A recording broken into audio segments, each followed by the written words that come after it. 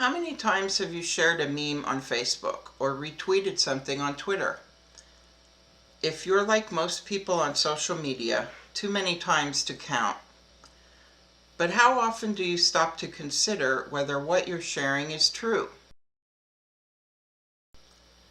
You may not have done it knowingly at the time, but according to this research from Pew, you've likely shared misinformation. Conspiracy theories, misinformation, and disinformation abound on the internet. It looks real, and it is designed to deceive. So what exactly is fake news? Fake news is not something the president doesn't like. And when I say president, I mean any president, because since the days of George Washington, presidents and politicians have disliked their media coverage and have thought that, a certain newspaper hates me, or a certain later on radio or TV station has it in for me. That's not fake news. Fake news is quotes that were never really said, events that never really happened, and an intentional effort to mislead the public. And what's the difference between misinformation and disinformation? The intent to mislead.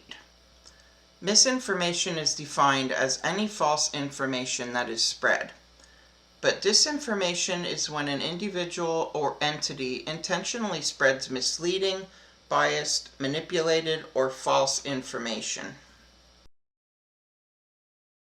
It may surprise you to learn that fake news has been around for a long time.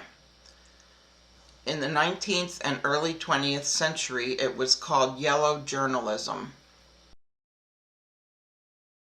The earliest that I've been able to find it in use is in the 1890s. There's a wonderful cartoon in the era of yellow journalism, which I'm sure you've studied.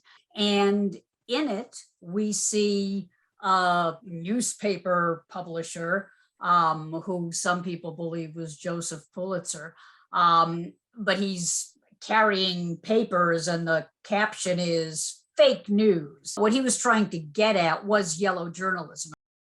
Fake news is now back in the conversation as the internet created an easy, accessible way to spread it farther and faster. Social media multiplied this exponentially. With social media, false messaging can be dangerous as people use it for their own negative purposes. Facebook believes that ads on divisive issues created by Russian trolls were shown to Americans over 4 million times before the elections. A massive, coordinated disinformation campaign, Vladimir Putin personally ordered a cyber and social media campaign to disrupt the recent U.S. presidential election. It can even encourage citizens who believe the lies to engage in criminal behavior, putting community members in danger. Pizzagate started on the internet. The election in Atlanta. This election was a fraud. In the weeks beforehand, there were over 1 million mentions on social media of storming the Capitol. A 2019 survey conducted by Pew Research Center indicated that half of Americans believe that fake news is a critical problem. So what's being done about it? More education around media literacy could be a place to start. An organization called Media Literacy Now is working in a number of states to ensure that all students have the opportunity to learn the key 21st century literacy skills they need for health, well-being, economic participation, and citizenship. And in New York State, they've introduced a number of bills that could put some safeguards into law.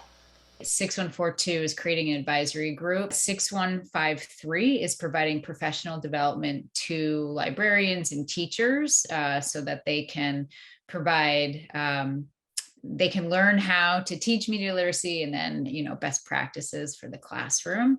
6225 is guaranteeing that there are librarians or library media specialists in all schools, K to 12.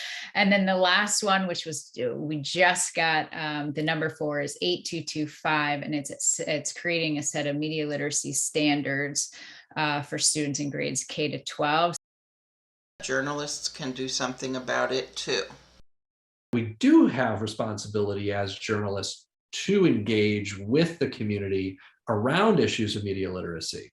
You'll need to, and this comes into media literacy, have a conversation about is the idea of false equivalency in situations where you have, in many times, scientific data that either proves or very nearly proves that something is the way that it is.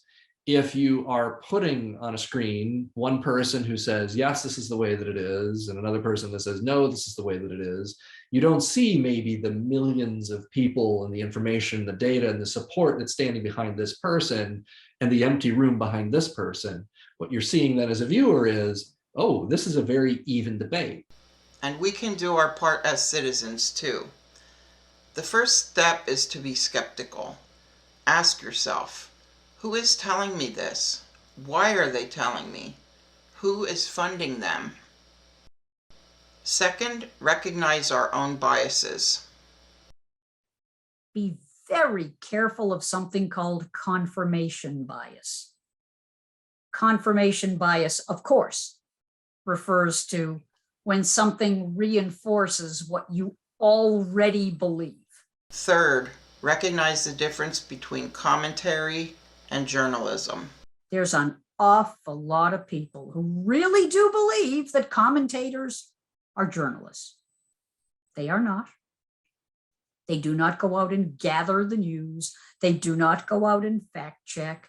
Their job is to either get you upset, get you motivated, get you ready to take action, scare you, encourage you, empower you, make you afraid, whatever emotional cord is necessary.